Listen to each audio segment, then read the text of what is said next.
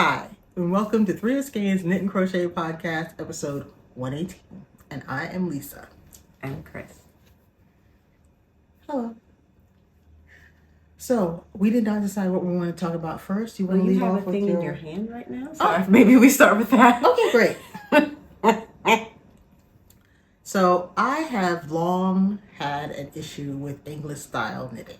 It was the first way I learned how to knit when I was just basically learning how to make a knit stitch. When all your stitches were twisted? All of them, every last one. But that wasn't English style's fault. That was me not quite understanding the instructions in the book. So I've been practicing because I have a class coming up where I'll have to do demos, and it's helpful to students if you can show them how to do things in the same style that they knit in. So I've been practicing my English style. It has been a journey, but I'm actually getting it. Believe it or not, this was supposed to be a swatch, but I decided to turn it into a scarf. I got it. I'm like, okay. I don't like it still, but I can do it. Because You're not a convert. I'm not a convert, but you know what? It's not bad, but I had to learn how to tension the yarn properly. And for many years, I just couldn't get good tension. So what I ended up doing was looking around at a whole bunch of people that knit like English style. And since my major problem was tensioning the yarn, I really paid attention to how people were tensioning the yarn. So what I noticed that a lot of English style knitters did was they initially wrapped the yarn around the pinky, grabbed with the 3 in the middle, and then, the 2 in the middle, and then tensioned it over their index finger. And it was a little loose and weird at first. As a matter of fact, you can see my tension got tighter as I went along. You can see that edge curving. But that was finally the way that I was able to create tension at all. And now I can actually just get in there and get it going.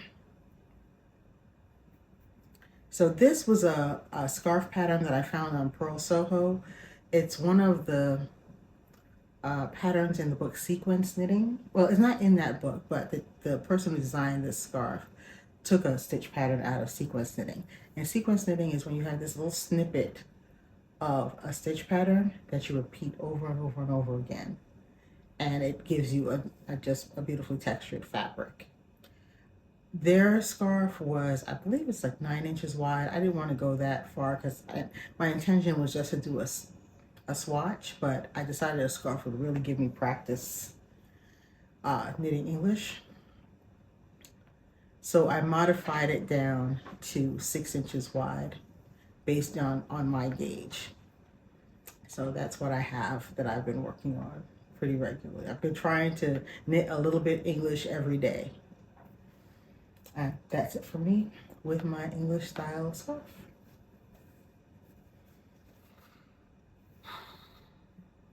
I tried to make a sock. See, here's what happened. And if you remember last year, I got this year-long subscription to Craftsy for like $1. And I mean, the whole year for $1. I kind of couldn't say no. But I didn't really use it. And then I get an email reminding me that, my subscription is going to renew for a lot more than $1 if I don't turn off automatic renewals. So when I logged in to turn off automatic renewals, I looked through some of the classes.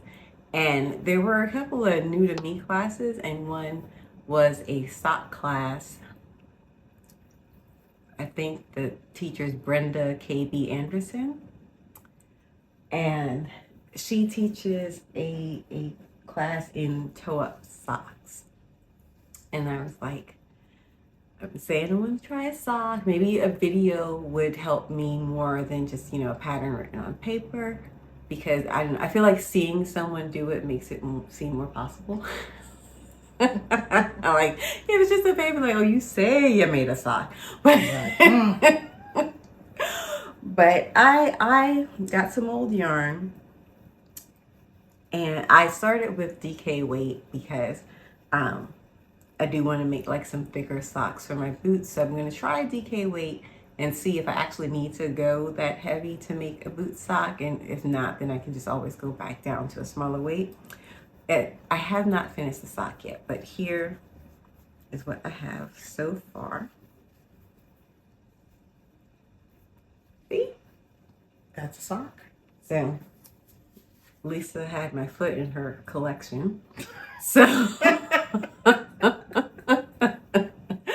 and she was able to give this to me so I could try my sock as I go, because Lisa, okay, this is what she told me. Mm-hmm. You make your little toe box, and then when you get to that little line there that says toe box, you just work straight until the heel, and then however you do your heel, and then you work the ankle leg part also, you just work even for that. So between, the class and Lisa's coaching, I realized that for 2 sections, you're really just working even. The only shaping is at the toe and the heel. And I guess I thought of the sock as all like one big thing. And I was like, how do I make something sock shaped? But I'm not making something sock shaped. I'm making the foot, and I'm making the leg, and then I'm making something toe shaped and something heel shaped. And thinking about it like that made socks seem more possible. So I don't have it yet. I'm not like down with socks at the moment, but I feel like now it doesn't seem impossible, which it did before. So I found an older crochet sock pattern book on Thriftbooks. It is from like, I think early 2000s maybe. And I'm going to try some of the socks in that book. But I feel like I was getting, and this fits my foot. And I feel like I was getting it. I feel like I was in a very sock-like place with my sock, and I'm less intimidated by it now. The other reason I didn't like the idea of making socks because I hate working in the round. But moving my stitch marker every round is a little tedious, but it really helped me to not add or lose any stitches. And every once in a while, I didn't believe the stitch marker, so I would count my stitches anyway, and they were always right. So, yes, I thought the stitch marker lied, but it didn't. So yeah, I have a sock-like thing happening, sort of. And we're gonna. I would like to make a pair of socks before the end of the year. That is my very modest goal. Like a pair of socks that I actually like put on my feet and wear. So we'll see, because making like a Christmas stocking would be cheating. So I'm gonna make a pair of like wearable socks for myself by the end of the year. So I will keep you all posted on how that goes. But so far, like I said, I'm now at a place where it just seems a bit more doable, and that's huge. Because I really just kind of like slammed the door shut on the idea of socks for a very long time. And now the door is open like a crack. There's a nice little sock breeze coming in. You slammed the door while you were actually like in progress on the sock. I'm like, when I see a sock, why don't you see a sock? But I also want to figure out like different ways to do the heel in particular, to see if there's one that I like best, just because heels still bedevil me. And I feel like if I can find the method that is like the path of least resistance for me, I will be more likely to continue making socks. So that's where I am. And if you want to learn how to make your own foot model, it is from the Fish Lips Kiss Heels pattern.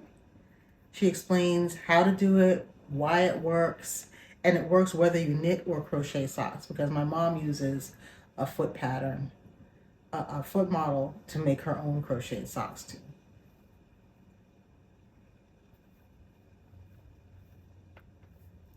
So, what you got, Lisa? So I got the Embroidery On Knits book. And one of the things I wanted it for was not just they have really, really cute templates that you can, copy and use on your own work, but it gives really detailed instructions about how to actually embroider on your handmade fabrics. So, and it gives good things to know for embroidery in general. What I like to do when I make something for my niece and when I make something for myself, is create my own embroidered label. But I'll put a picture in so you can get a good look at it. So I made this monogram for her last year. So I just printed out a new copy of her monogram. I had some quilt fabric, and I chose one that coordinated with her sweater. And I just made a little label and did an embroidered monogram on it. But the game changer for embroidery, embroidery is really going to be a thing for me now, is this stuff. It is Sulky Water Soluble Stabilizer. It's a stabilizer and transfer agent that dissolves in water. So this particular one is clear. I thought I was actually ordering the white one, but I got the clear one, and it's a mistake, but I'm still good with it. Because what I was able to do is just lay this clear stabilizer on top of the monogram I printed out, and let me just take off my leftovers. And I just took a normal ballpoint pen, traced over the monogram onto this, laid this on top of my hoop, on top of my fabric, and I was able to sew straight through it. And once I finished embroidering the monogram on, no fuss, no muss. Now, did I think that once I perforated this by sticking a needle through it, I don't know how many times, it would just come apart? I did, but it didn't. It didn't do anything of the sort. It was still solid when I finished the embroidery. So I took it to the sink, and why did it just dissolve? Did you use hot water, cold water? Warm water. It doesn't matter that much. The water was kind of lukewarm. I got this roll. I believe it's 12 inches wide and it's 9 yards long for $9.99. Where did you buy it? I ordered it from the Sulky people. Yeah.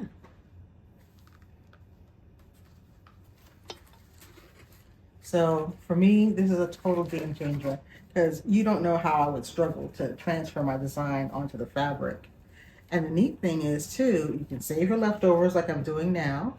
Just gonna roll that back up when I need to do something small. Out it comes. You never have to draw on your fabric, so if you make a mistake, you don't have ink or pencil ground into your fabric. You don't have to use the tracing pencils that are often so light. It's a struggle to even see what's going on. Love, love, love this stuff. I'm never going back. Okay. And once I was done, it was just a small square of fabric. I laid it on the counter, it dried, I don't know, maybe an hour or two. And then I was able to just put it on. Hold it up close. No, I'll pop the picture in. This is not this. Now this is ready to mail off to my niece.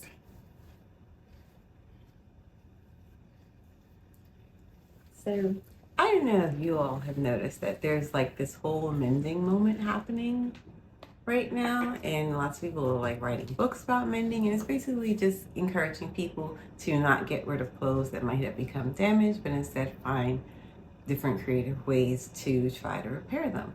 And I think that's generally a good idea, except I didn't have a lot of things that required mending. I have some things that need like just straight up alteration for a size or something, but I didn't have a need for mending until recently.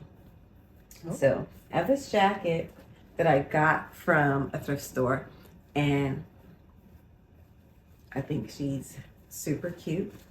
I like the whole like kind of patchwork style thing happening, but unfortunately, after I tried it on the last time, this was not here when I bought it, but there I saw that there was a tear on the back. So you can see right there Yeah, that's just a big old hole.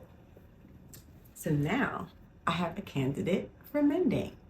And I want to like give this a shot. You're gonna do like a visible mend? Yeah, is what I was thinking, because the fabric at the edge of the hole is, it's frayed pretty bad. Yeah, it's really frayed, and I would have to figure out some way to stabilize that, and it would be a whole thing. I feel like that's just way beyond my sewing skills right now. But what I have also from the thrift store, I have this denim curtain. I didn't even know curtains are made out of denim, but I have a plan to make a skirt out of this. But as you can see, it has these hang tags, and I won't be needing these for my skirt. So I was thinking I could take off some of these tags, because these will just give me cute little rectangles with finished edges. And I could use them as patches on the jacket. So obviously there'll be one patch that will just cover the dang hole. See there, see my hand through there? That's a big hole. That's a big hole. Yeah. And then I could just try to find some way to artfully place a couple of more patches about, so that it becomes just part of the look. And I might even use like a high contrast color thread, like maybe a white or a silver. Ooh, I can find some silver thread. And I'm gonna try, mending / amending my jacket, because I'm gonna have to create like some kind of design with the mending that I'm doing. And I have no idea how to do that. I'm talking all lofty, but I don't have like a specific plan. But there are a lot of books on the topic, and my library has quite a few of them. So I think I'm just gonna check out 1 or 2 books in the library and try to get some guidance. And I think I'm gonna try to mend my jacket. That's because exciting. I really like it. And I got it for like next to nothing, because I got it from a thrift store, but I don't want to give it up. So we're going to try mending. But I need to do something. I don't know if I just put some tape on it or something, just to keep that hole from getting any bigger. You could do iron-on interfacing on the back, just to set that hole. But that's something I'm working on. I'm going to try to learn to mend. You are ambitious. Oh my God. I know, right? I like it. I like it a lot. And like, don't get excited, y'all. I have no idea how that's gonna turn out, but I'm at least give it a shot. Do you remember the name of any of the books you saw? No, not off the top of my head. I can put a couple in the thing. That'd be cool. But what else are you working on? Oh, well, I have a pip. The last couple of weeks. Pardon, I just sure. one of the books I was looking at is called Mending Matters. And I just picked this one just because the cover of the book looks kind of like what I want to do with my jacket. So, and it's by Katrina Rodabaugh. So I'll link to this book. But there's several of them. It's like a movement right now. So that was one of the ones I was looking at. Nice. Sorry, you were saying? Yes, I have a pip. The last few weeks, I have been really kind of under the weather. Oh, child. We all It have got up to 70 allergies. degrees for like a couple of days. Yeah. And everything green attacked. Just so you know. Yes. So, just rhinitis like you wouldn't believe. And one of the things it does is saps my energy completely. So I really wasn't doing a lot of anything. So I feel like I'm behind on my vest, although I am not. So I keep reminding myself, logical me is like, sweetie. There's no behind, right? But but I keep feeling. I know that feeling exactly. So I have designed a vest, and it's going to have, I think, a little bit of intarsia and a little bit of mosaic. That's where Yeah. I think that's where it's headed. That sounds like a hot mess of tension stuff. Because they're all going to do different things. Well, I'm going to do a swatch and see if I really have to do any intarsia. I think I can carry the other color yarn, the contrast color yarn, all the way across the row. But if I can't, it will have to be intarsia. So let me show you guys a sketch. Now, I'm going to put out a warning before I even hold up the sketch. This is not a pretty sketch. This is a lay of the land sketch that I did, and it just is what it is. It's not pretty. Let me see if I can get this. Good. Get that to move. So basically, she's going to look like, oh, doggone it. She's going to look like this. It's going to have my mosaic design in the center of the vest. I'm going to have 2 panels in contrast color on the sides. The armholes will be edged with the side panel color, and the neck and hem will be in the same color as the mosaic design. And it's sort of like a vine pattern. That's going to be my vest. And I think I'm pretty happy with it. It took me a while to come up with exactly what I wanted to do. So this week, my plan is to start swatching, because I have varying amounts of the yarn I plan to use. That's why I'm trying to sprinkle color. I'm trying to use the yarn I actually have. So we will see. I have mostly white, so it's going to be mostly this creamy white color that I have, because there's going to be a matching skirt. I have the most of the white, so I have a white background. And I have a good amount of the green and the brown, so I'm trying to use them judiciously all over the sweater. It's going to be, I believe it's a DK weight yarn, but don't quote me on that. I'll have to check. I think it's a DK weight yarn. And it's 100% superwash wool from Universal. But it took me a while to nail down exactly what the vest was supposed to look like. Yes, I know that feeling. So I kind of went through a few evolutions, and I'm doing these color blocks because I want to use some of that, some of the other colors. So there had to be some color blocking. How your design comes together. It's a part what you have already in your head, and part just practical what you have on hand. Yes. Because I bought You're this a designer yarn now. Oh, right. I bought this yarn a minute ago, so I know if I have to order more of any color, it's not going to match exactly. You know, that dye lot is gone. But it is a yarn that they continuously do, so I will be able to get more should I need it. But I'm going to try to make do with what I have.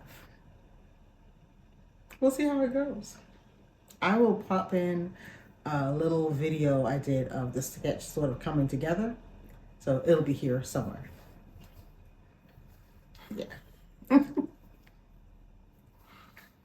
Well, in addition to mending, I have kind of like an alteration that I did of a previous project. So I made a t-shirt. It was like just a boxy tee. It was a cotton linen viscose blend, and it had like a cabling pattern, a cable-esque pattern down the front. And I was not happy with how my armhole opening came out. It was just like a little too big, and I thought it was, for me, it was distracting. When I put on the shirt, it was all I could see. And I didn't know, like, I didn't want to have to like start unraveling or whatever. And I was like, what can I do to make the shirt something I actually want to wear? Because, you know, that's always the goal. And here's what I came up with. So some of you might remember the shirt. I think I made it last summer. Peony. Yes. I don't know why she remembers these things. Oh my God. But because Ask me where I put down my purse, though. Wait, did you ever find it? I did. Okay, good. The colors are kind of flower inspired with the pink and the green. But what I did was I added these ruffles to the shoulders. And so I made the ruffles separately. I had a little bit of the green yarn left, and I just made the ruffles and attached them. And I just, increased, like, was it every, I wrote down how I did the increases because I don't remember right now. I think I did the increases on double crochet rows, and then I had single crochet rows in between where I worked even. And I got, I wanted a good amount of ruffling effect, and I got that for sure. And I added it to the shoulders, and now, like, when I wear it, all I see are my ruffles. I don't see the awkward, underarm section. And I love it. And this was, like, really the first time I went back to a previous design and did this kind of alteration because I knew that I was unhappy enough with it that I might not wear it. And I obviously didn't want that to be the case after, buying the yarn and putting the time and effort into making it. And it took such a little thing to kind of change this whole thing for me. And now this top feels like super special. The ruffles just did it. It's finished now. It is. Yeah. And first of all, I'm very happy I was able to find the yarn. I was like, I know it's around here somewhere. And now I love my top. And so if you have a project that maybe you weren't thrilled about, it might take something very, very simple to, bring it back into the fold. So do consider that. Because now I'm giving the eye to all of my things. like, wait a minute. What could I do to you? But yeah, so now, like, I can't wait for the weather to warm up enough for me to wear my top. When we had the anomalously, third try, warm weather during the yarn crawl, I did wear her. And it was funny because this lady, she saw it and she just grabbed my shoulder like, oh, it's so pretty. And then like a second later, she was like, oh, I'm so sorry. She realized she had just felt me up. I was like, it's okay. I got it. But I love it. So I'm mending, I'm altering, I'm socking. I'm still growing as a crocheter, and I'm very happy with my progress. Oh.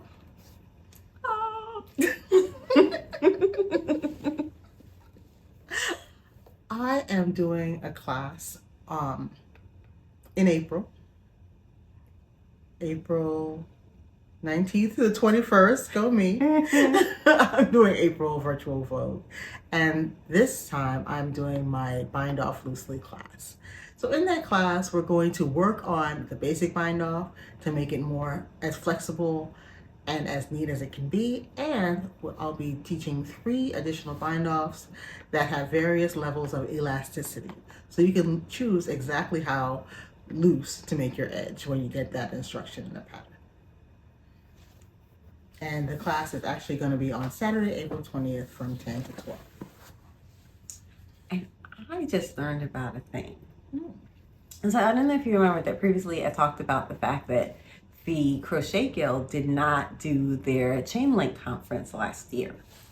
And I don't know if they're doing one this year, but during the time where they would normally have that conference, which is the end of July, they're actually doing something different this year. And I just found out from their website. And I'm really, really curious about it. It's called the Chain Space Retreat.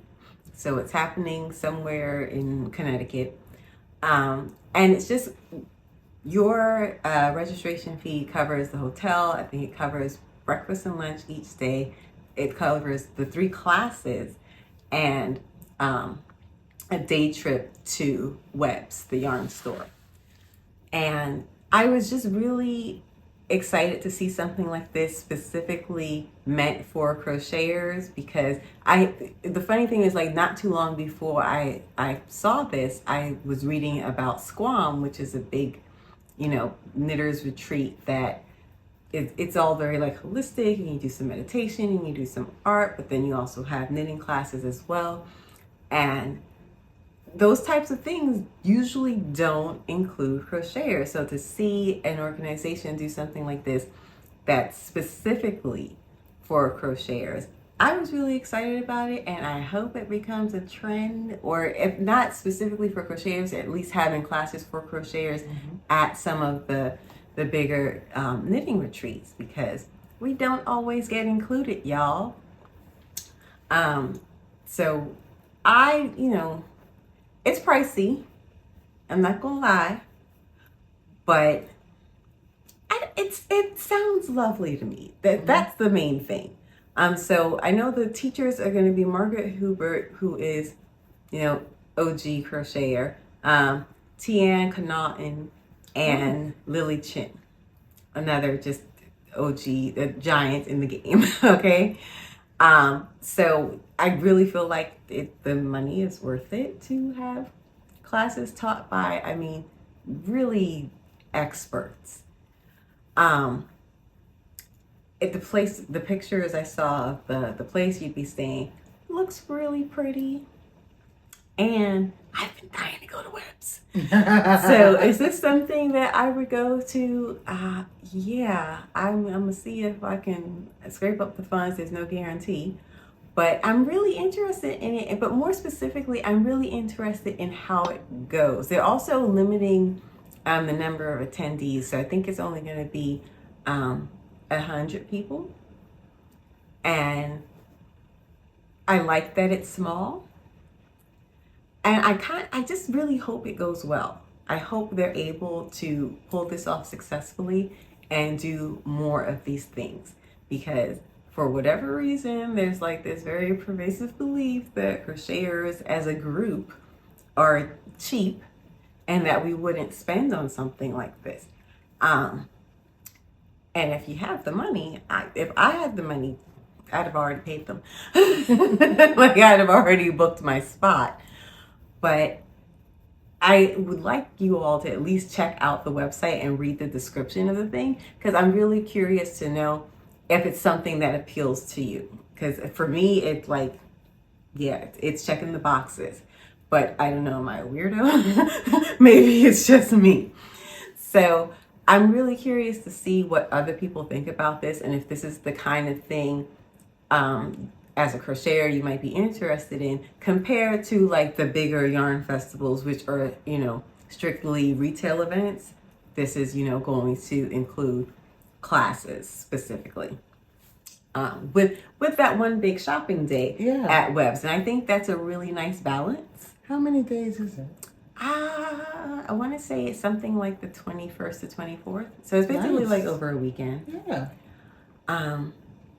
But yeah, so check that out. It's at the Crochet Guild's website, and it's called the Chain Space Retreat.